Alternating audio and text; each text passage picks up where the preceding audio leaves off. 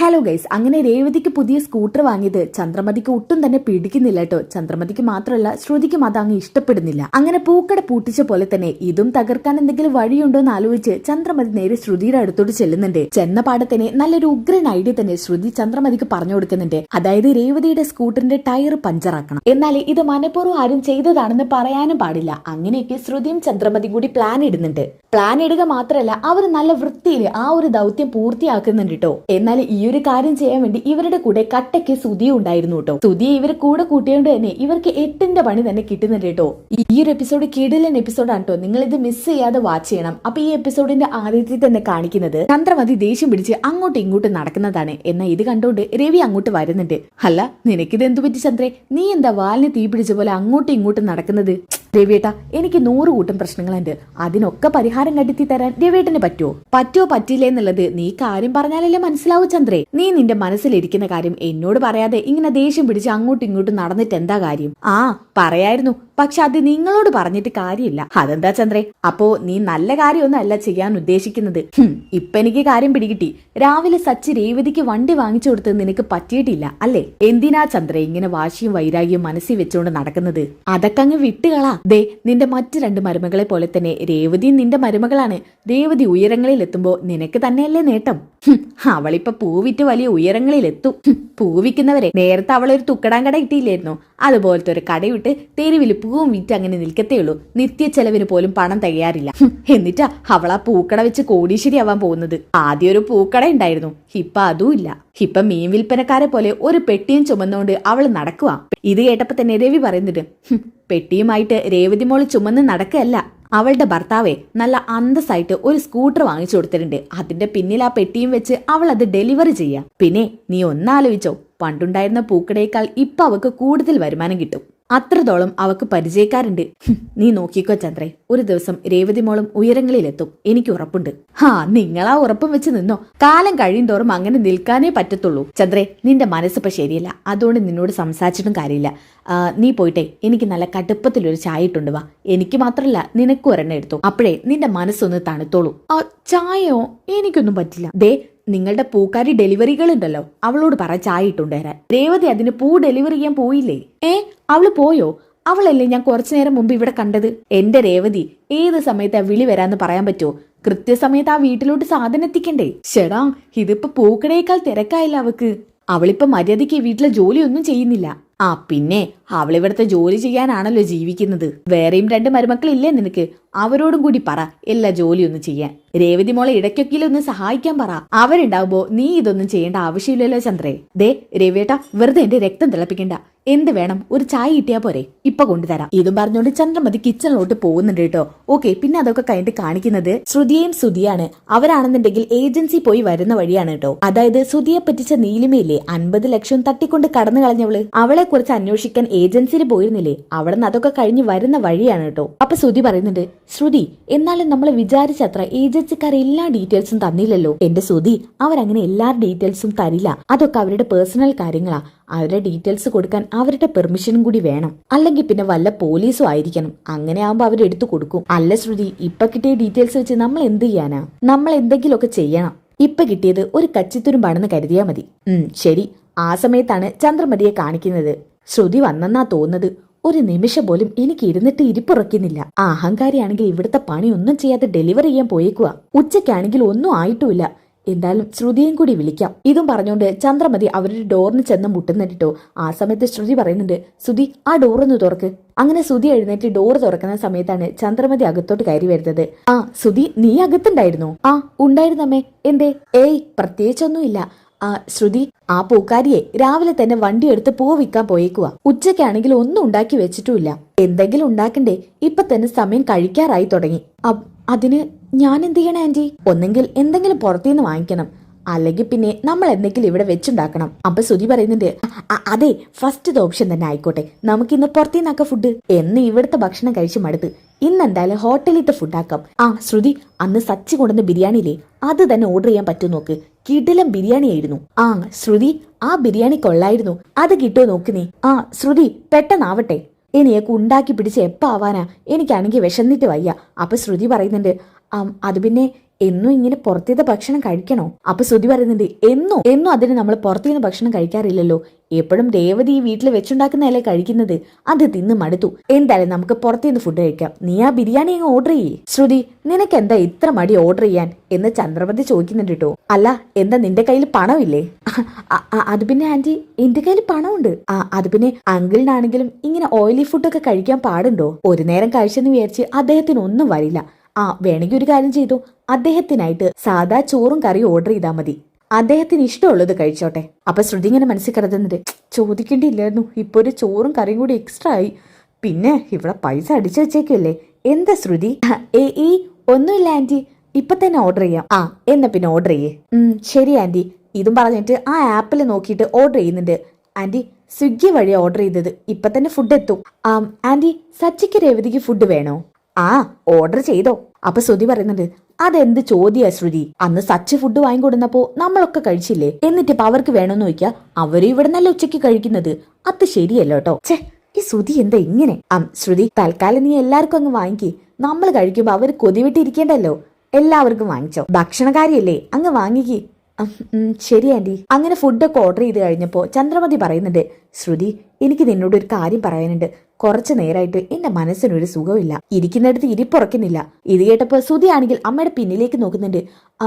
അമ്മ, എന്തു പറ്റി? എന്താ ഇരിക്കാൻ പറ്റാത്തത്? അവിടെ വല്ല പ്രശ്നമുണ്ടോ?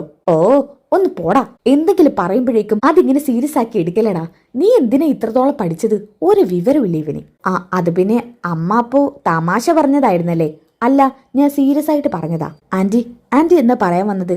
അത് പിന്നെ ശ്രുതി, ആ രേവതി ഉണ്ടല്ലോ, അവളങ്ങനെ ആ സ്കൂട്ടർ എടുത്ത് പൂ വിൽക്കാൻ പോകുന്നത് കണ്ടിട്ട് എനിക്ക് സഹിക്കാൻ പറ്റുന്നില്ല. അത് മാത്രമല്ല, അവൾ ഇവിടെ നേരത്തിന് ഭക്ഷണം ഉണ്ടാക്കുന്നില്ല, ആരെ കണ്ടിട്ട് അവൾ ഉണ്ടാക്കി വെക്കാതെ പോകുന്നത്. ഇനി എന്നും ഇങ്ങനെ പോവാനാണ് ഉദ്ദേശമെങ്കിൽ അത് എനിക്കും ഇവിടെ ഇഷ്ടം പോലെ പണിയാക്കി തീർക്കൂ. അതെ ആന്റി, ഞാൻ അതേക്കുറിച്ച് ആലോചിക്കാനിട്ടല്ല. അപ്പൊ ശ്രുതി പറയുന്നുണ്ട്, അല്ല അപ്പൊ എന്ത് ചെയ്യാനാണ് നിങ്ങളുടെ പ്ലാന്? കട്ടക്ക് ഞാൻ നിങ്ങളുടെ കൂടെ ഉണ്ടാവും. അപ്പൊ ചന്ദ്ര പറയുന്നുണ്ട്, നീയേ ഒന്ന് മിണ്ടാതിരുന്നാ മതി. ദേ, എന്റെ ശ്രുതിമോളുടെ മനസ്സിൽ ഒരുപാട് ഐഡിയകൾ ഉണ്ടാവും. അവളല്ലേ ആ പൂക്കട പൂട്ടിച്ചത്, അതുപോലെ എന്തെങ്കിലും ഒരു ഐഡിയ കിട്ടുമോ നോക്ക്. സത്യം അവരറിയരുത്, ആ രീതിയിൽ വേണം അവരുടെ മർമ്മത്തിട്ടടിക്കാൻ. ആന്റി, എന്റെ മനസ്സിൽ ഒരു ഉഗ്രൻ ഐഡിയ തെളിയുന്നുണ്ട്, പക്ഷെ അത് നല്ല സൂക്ഷിച്ചു വേണം ചെയ്യാൻ. എന്താ ഐഡിയ പറയേ? വേറൊന്നുമല്ല, അവള് നാളെ പൂ വിൽക്കാൻ വേണ്ടി ഇറങ്ങുന്ന സമയത്ത് അവൾക്ക് പോവാൻ സാധിക്കരുത്. അതെങ്ങനെ പോവാൻ സാധിക്കാതിരിക്കും? അവളുടെ വണ്ടി അവിടെ ഇല്ലേ? ആന്റി, അതിപ്പോ സ്കൂട്ടർ അനങ്ങിയാലല്ലേ സ്കൂട്ടറിൽ പോവാൻ പറ്റൂ. അപ്പോ അനങ്ങാതിരിക്കാൻ നമ്മൾ എന്ത് ചെയ്യും? അതാണ് ഞാൻ പറഞ്ഞത്, അവിടെ നമ്മൾ ബുദ്ധിപൂർവ്വം കളിക്കണം. അവളുടെ സ്കൂട്ടറില്ലേ, അതിന്റെ കാറ്റഴിച്ചു വിടണം, പഞ്ചറാക്കണം. എന്ന് വെച്ചാ ടയറ് പഞ്ചറാക്കാനാണോ? അതെ ആന്റി, നിസാര സംഭവമാണ്.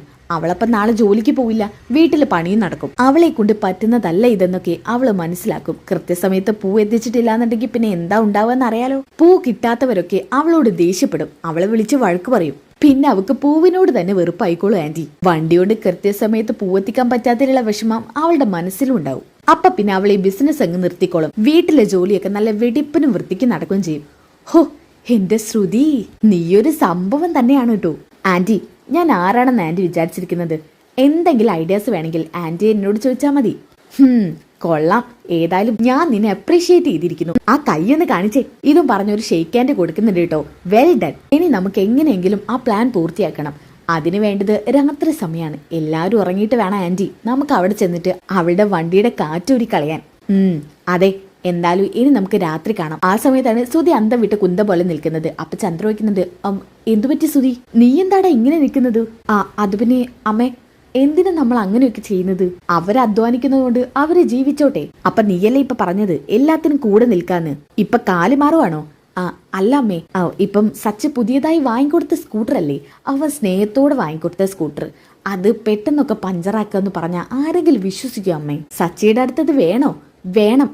എന്ത് ചെയ്താലും വേണ്ടില്ല, അവള് നാളെ ജോലിക്ക് പോവരുത്. അവക്ക് ആ ജോലി ഒരു ശാപമായിട്ട് തീരണം. എന്തെങ്കിലും ആവട്ടെ, എനിക്ക് നിങ്ങളുടെ സന്തോഷം വലുത്. അപ്പം പറഞ്ഞ പോലെ രാത്രി കാണാം. ഓക്കെ, ഇനി അതൊക്കെ കഴിഞ്ഞിട്ട് കാണിക്കുന്നത് രാത്രി സമയമാണ് കേട്ടോ. എല്ലാവരും കിടക്കാണ്. ആദ്യം തന്നെ ശ്രീകാന്തിനെ വർഷയുടെ മുറി കാണിക്കുന്നുണ്ട്. അവരും നല്ല ഉറക്കത്തിലാണ് കേട്ടോ. പിന്നെ ഹോളി കിടക്കുന്ന രേവതിയും സച്ചിയും കാണിക്കുന്നുണ്ട്. അവരും നല്ല ഉറക്കത്തിലാണ്. പിന്നെ കാണിക്കുന്നത് അച്ഛന്റെ അമ്മയുടെ മുറിയാണ്. രവിയേട്ടനാണെങ്കിൽ നല്ല ഉറക്കത്തിലാണ്. ആ സമയത്ത് ചന്ദ്രമതി പതുക്കെ എഴുന്നേൽക്കുന്നുണ്ട്. രവിയേട്ടൻ ഉണരാതിരുന്നാ മതിയായിരുന്നു ഇതും പറഞ്ഞ് ചന്ദ്രമതി പതുക്കെ ഡോർ അടിച്ച് പുറത്തോട്ട് ഇറങ്ങാൻ കേട്ടോ. ആ സമയത്താണ് ശ്രുതിയും ഡോർ പതുക്കെ അടിച്ചിട്ട് പുറത്തോട്ട് പുറത്തോട്ടിറങ്ങുന്നത്. ശ്രുതി കൂടെ ഇല്ല കേട്ടോ, ശ്രുതി നല്ല ഉറക്കത്തിലാണ്. അങ്ങനെ ഇവര് രണ്ടുപേരും കൂടി ഒരുമിക്കുന്നുണ്ട് കേട്ടോ. അപ്പൊ ശ്രുതി പറയുന്നുണ്ട്, ആന്റി ശബ്ദം ഉണ്ടാക്കാതെ പതുക്കവാ. ഇതും പറഞ്ഞ അവര് രണ്ടുപേരും പിന്നാമ്പുറത്തെ ഡോറ് തുറന്നിട്ട് മുന്നിലോട്ട് വരുന്നുണ്ട് കേട്ടോ. ആന്റി വണ്ടി ഇവിടെ ഇരിക്കുന്നുണ്ട്, ഇത് ഞാൻ പഞ്ചറാക്കി തരാം. അങ്ങനെ ശ്രുതി പതുക്കെ കാര്യം കഴിക്കുന്നുണ്ട് കേട്ടോ. ആന്റി കാര്യം ഞാൻ ശരിയാക്കിയിട്ടുണ്ട്, നമുക്കിവിടുന്ന് പോയാലോ? അധികം നേരം ഇവിടെ നിന്ന ആ സച്ചിയും രേവതിയും ചിലപ്പോൾ എഴുന്നേൽക്കും. എല്ലാം കൃത്യമായി ചെയ്തിട്ടുണ്ടല്ലോ അല്ലേ? എല്ലാം ചെയ്തിട്ടുണ്ട് ആന്റി. എന്നാ പിന്നെ വാ. അങ്ങനെ ഇവര് രണ്ടുപേരും കൂടി കിടക്കാൻ വേണ്ടി പോവാണ്. അങ്ങനെ അവര് ഹോളിലോട്ട് കയറാൻ കേട്ടോ. കയറുന്ന സമയത്ത് തന്നെ ചന്ദ്രമതിയുടെ കൈ തട്ടി ഒരു വിളക്ക് താഴോട്ട് വീഴുന്നുണ്ട്. ഇതിന്റെ ശബ്ദം കേട്ടിട്ട് ഹോളിൽ കിടക്കുന്ന സച്ചി എഴുന്നേൽക്കുന്നുണ്ട് കേട്ടോ. എന്താ ഒരു ശബ്ദം കേട്ടത്? രേവതി നീ എന്തെങ്കിലും ശബ്ദം കേട്ടോ? സജ്ജയുടെ ഉറങ്ങാൻ നോക്ക്, രാവിലെ എഴുന്നേറ്റ് പൂ വിൽക്കാൻ പോവാനുള്ളതാ. ചുമ്മാ വെറുതെ അതും ഇതും പറഞ്ഞ് എഴുന്നേൽക്കല്ലേ. എന്നാ പിന്നെ ഞാൻ സ്വപ്നത്തിൽ കണ്ടതായി അല്ലേ രേവതി? എന്തെങ്കിലും ആവട്ടെ, സജ്ജയുടെ കിടക്ക്. ശരി ആന്റി, ഒന്ന് ശ്രദ്ധിച്ച് നടക്ക്. ഇപ്പൊ ഉണ്ടായ പോലെ എന്തെങ്കിലും ഉണ്ടായ ആ സച്ചി നമ്മളെ പിടിക്കും. അങ്ങനെ ഇവര് രണ്ടുപേരും കൂടി കേറി പോകുന്നുണ്ട് കേട്ടോ മുകളിലോട്ട്. എന്നാ ഒരു നിഴല് പോകുന്ന പോലെ സച്ചി കാണുന്നുണ്ട്. ഇതെന്താ വലിയ നിഴല്? ആരാത്? രേവതി എന്നെ ഒന്ന് കൂട്ടിപ്പിടിച്ചേ, എന്തൊക്കെയോ കാണുന്നുണ്ട് ഞാൻ. ഈ സച്ചേട്ടനൊരു കാര്യം, ഇത്ര പോത്ത് പോലെ വലുപ്പം വെച്ചിട്ട് പേടിച്ച് വരച്ച് കിടന്നുറങ്ങുവാ. ഓക്കെ, ഇനി അതൊക്കെ കഴിഞ്ഞ് കാണിക്കുന്നത് രാവിലെ ആണ്ടോ. രേവതി പൂവൊക്കെ സെറ്റാക്കിയതിനു ശേഷം പുറത്തോട്ട് വെക്കുന്നുണ്ട്. സച്ചേട്ടാ ഇത് സ്കൂട്ടറിൽ ഒന്ന് വെച്ചതാ. ഒരു പെട്ടി വെക്കാൻ അറിയില്ലേ രേവതി നിനക്ക്? അതിങ്ങെത്താ. ഇതും പറഞ്ഞ് സച്ചി ആ സാധനം സ്കൂട്ടറിലോട്ട് വെക്കാൻ നിൽക്കാണ്. ആ സമയത്താണ് ടയർ പഞ്ചറായി കിടക്കുന്നത് സച്ചി കാണുന്നത്. ഷടാ, ഇതിന് കാറ്റ് എങ്ങോട്ട് പോയി?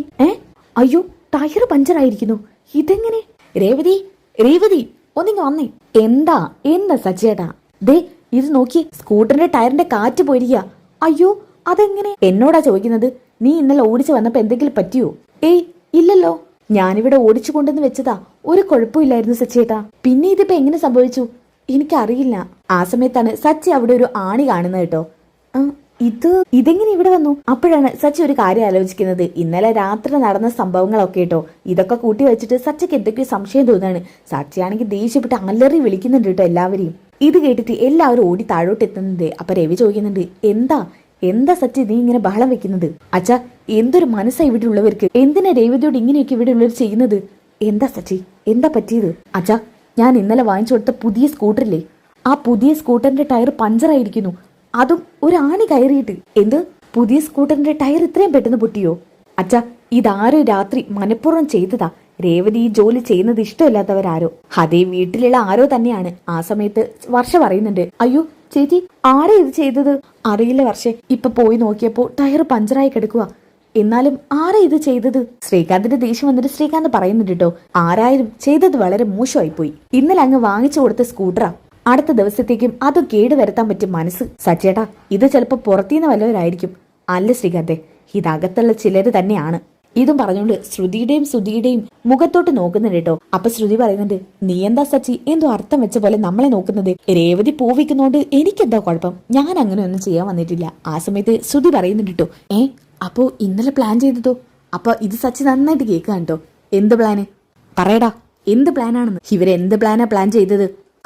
അത് സച്ചി, അതല്ല, ഞാനും ശ്രുതി മര്യാദയ്ക്ക് പറഞ്ഞു. ഇല്ലാന്നുണ്ടെങ്കിൽ എന്റെ കയ്യിൽ നിന്ന് കിട്ടുന്നതിന് കണക്കുണ്ടാവില്ല. അപ്പൊ ശ്രുതി പറയുന്നുണ്ട്, അങ്കിൾ സച്ചിയോട് ശ്രുതിയെ വിടാൻ പറ, എനിക്ക് ഇഷ്ടപ്പെടുന്നില്ല ഇതൊന്നും. നീ ഇഷ്ടപ്പെടണ്ട, സത്യം ഞാൻ ഇവന്റെ വായിലൂടെ പറയിപ്പിക്കും. ഇതും പറഞ്ഞ് സച്ചി തല്ലലോടെ തല്ലലിട്ടോ. അപ്പൊ ശ്രുതി പറഞ്ഞു, അയ്യോ ഞാൻ സത്യം പറയാം. ഹെടാ, എന്നെ ഇങ്ങനെ തല്ലല്ലേ, സത്യം ഞാൻ പറയാം. ഹോ, എന്താ അടിയാടാ നീ അടിക്കുന്നത്? എന്നാ പറ, എന്താ സത്യം? അമ്മയും ശ്രുതിയും കൂടി ചേർന്ന രേവതിയുടെ വണ്ടി പഞ്ചറാക്കിയത്.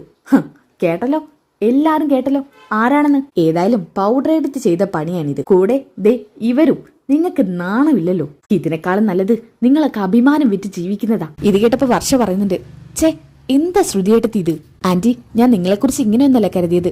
This is too much. ഛേ, വളരെ മോശമായി പോയി. അപ്പൊ ശ്രീകാന്ത് പറയുന്നുണ്ട്, അമ്മ എന്തിനായിരുന്നു അമ്മ ഇതൊക്കെ? പാവ രേവതിയായിട്ട് ഇങ്ങനെയൊന്നും ചെയ്യുന്നത് നിങ്ങൾക്ക് പിടിക്കുന്നില്ലല്ലേ? കഷ്ടമുണ്ട് അമ്മേ. അത് പിന്നെ. അപ്പോഴാണ് രവി ദേഷ്യം പിടിച്ചോണ്ട് ചന്ദ്രയുടെ അടുത്തോട്ട് വരുന്നത്. ചന്ദ്രേ, എന്തിനാ നീ ഇതൊക്കെ ചെയ്തത്? നിനക്ക് നാണമില്ലല്ലോ ചന്ദ്രേ, നീ നന്നാവാൻ തീരുമാനമില്ലല്ലേ? അത് പിന്നെ രവിയേട്ടാ, മിണ്ടരുത് നീ എനിക്കിപ്പോ ഓരോ ദിവസം തലവേദന ആയിക്കൊണ്ടിരിക്കുക. ഒരറ്റം കൂട്ടിമുട്ടിക്കാൻ നോക്കുമ്പോ രണ്ടായി പിളർത്തുവാ നീ. എന്റെ കൺമുമ്പിൽ നിന്നെ കാണരുത്. ഇതും പറഞ്ഞ രവി അവിടുന്ന് ദേഷ്യം പിടിച്ച് പോവാണ്. രവിയേട്ട. അപ്പൊ സച്ചി പറയുന്നത്, രവിയേട്ടൻ പോയി. അതെ, എനിക്കെന്നെ പണം കിട്ടണം. എപ്പം തരും? പുതിയ ടയർ മാറ്റി വെക്കണം ഇന്ന് തന്നെ. രേവതിക്ക് പോയിട്ട് പണിയില്ലതാ. പൗഡർ എടുത്തോ, ഒരു പൈസ പോലും കുറയാതെടുത്തോ. ഒരു 2500 രൂപതാ. ഒരു ടയറിന് 2500? ആ, 2500. ഇത് കുത്തിപ്പൊട്ടിക്കുമ്പോ ഇതൊന്നും ഓർമ്മയില്ലായിരുന്നോ? അപ്പോഴാണ് ശ്രുതി പതുക്കെ ചന്ദ്രമതിയുടെ മുഖത്തോട്ട് നോക്കുന്നത്. അപ്പൊ ചന്ദ്രമതി പറയുന്നുണ്ട്, ശ്രുതി അങ്ങ് എടുത്തു കൊടുക്ക്, അവന്റെ ശല്യം തീരട്ടെ. ആന്റി ഞാൻ കൊടുക്ക് ശ്രുതി. അപ്പൊ തന്നെ ശ്രുതി പൈസ എടുത്ത് കൊടുക്കുന്നുണ്ട് കേട്ടോ. എന്നാ അങ്ങനെ സച്ച് പണം വാങ്ങിയിട്ട് പറയുന്നുണ്ട്, ആ രേവതി നീ ചായ കുടിച്ചില്ലല്ലോ, ഏതായാലും ഇന്നത്തെ ഓട്ടം എന്റെ വണ്ടിയിലാക്കാം. നീ പൂവെടുത്ത് എന്റെ വണ്ടിയിലോട്ട് വെക്ക്, എത്തിക്കേണ്ടവർക്കൊക്കെ പെട്ടെന്ന് എത്തിക്കണ്ടേ. അത് സച്ചേട്ടാ, പോകുന്ന വഴിക്ക് നമുക്ക് വണ്ടി വർക്ക്ഷോപ്പിൽ ഒന്ന് കൊടുക്കുകയും ചെയ്യാം. ശരി. അങ്ങനെ അവർ ജോലിക്ക് പോകുന്നുണ്ട്. എന്തായാലും ഇന്നത്തെ എപ്പിസോഡ് ട്വിസ്റ്റ് നിറഞ്ഞ എപ്പിസോഡായില്ലേ. ഇനി ഇതിന്റെ ബാക്കി കിടിലൻ എപ്പിസോഡാണ്ടോ. അപ്പൊ ആ എപ്പിസോഡ് കിട്ടാൻ വേണ്ടി നെക്സ്റ്റ് എപ്പിസോഡ് ഒന്ന് കമന്റ് ചെയ്യുക. അപ്പോൾ ഇഷ്ടപ്പെട്ട ലൈക്ക് ചെയ്യുക, സബ്സ്ക്രൈബ് ചെയ്യുക, കമന്റ് ചെയ്യുക. അടുത്ത വീഡിയോയിൽ കാണുന്നവരേക്കും ബൈ ഗൈസ്.